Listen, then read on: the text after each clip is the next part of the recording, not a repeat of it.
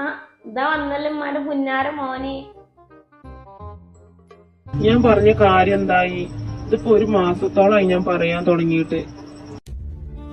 മോനെ എന്റെ പെങ്ങള് ഇവിടെ നിൽക്കുകയാണ്. അതിന് കല്യാണപ്രായം ആയതല്ലേ.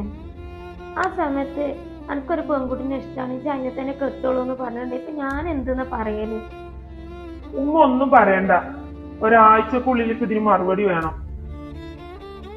ഉമ്മ കുറച്ച് തോന മുരിങ്ങന്റെ കഷായം വെച്ചെടുത്തു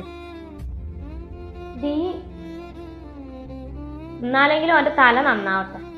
പിന്നെ ഇതെല്ലാം കൂടി എവിടെ ചെന്ന് അവസാനിപ്പോ എന്തോ.